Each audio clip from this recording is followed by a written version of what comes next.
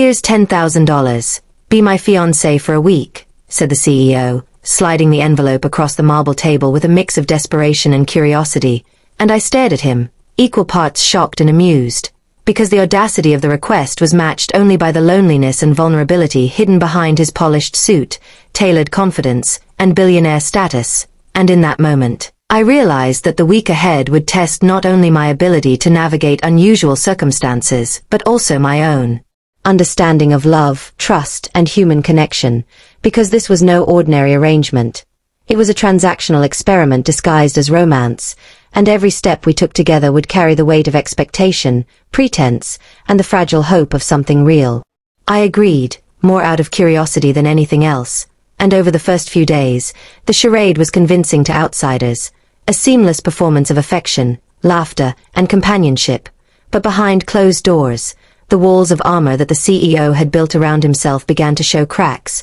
revealing a man who had been hurt, disappointed, and jaded by love. Someone who had mastered business negotiations but had yet to navigate the unpredictable, emotional currents of the heart, and I found myself responding not with calculation, but with patience, empathy, and subtle gestures of authenticity that gradually chipped away at his skepticism, revealing a capacity for vulnerability he had long denied. As the days passed, we shared moments that were both staged and sincere. Candlelit dinners orchestrated for appearances but punctuated with genuine conversation, quiet walks through parks where laughter came naturally despite the artificial circumstances, and late-night talks where he let down the mask of authority to reveal insecurities, regrets, and the longing for connection. And in those moments, I realized that sometimes love is found not through grand gestures, but through steady presence, attentiveness, and the courage to let someone see who you truly are, flaws and all. On the fifth day, something shifted.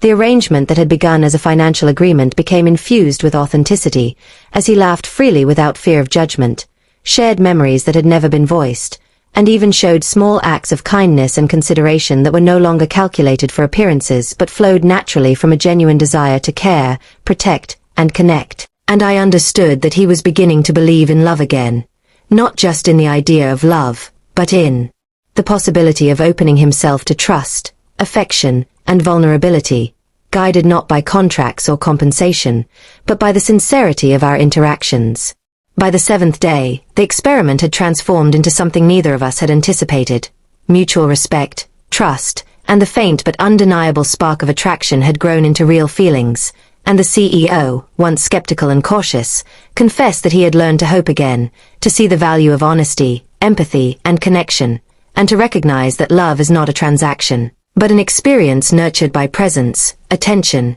and shared vulnerability. And he thanked me not just for fulfilling the terms of our agreement, but for teaching him to open his heart again, to feel without fear, and to believe that love is possible even for someone who had long dismissed it. Reflecting on the week, I realized that the money had been irrelevant, that the true transformation had occurred in the willingness to engage authentically, to show compassion and understanding, and to allow someone to rediscover belief in connection, trust, and emotional intimacy, proving that love, even when sparked under unusual circumstances, can heal, inspire, and transform, leaving both hearts renewed, lessons learned, and a shared sense of possibility that neither the CEO nor I had expected when the contract was first signed, and that in the end, the greatest reward was not financial, but emotional, mutual, and enduring. A lesson in hope, courage, and the unexpected power of human connection to restore faith in love.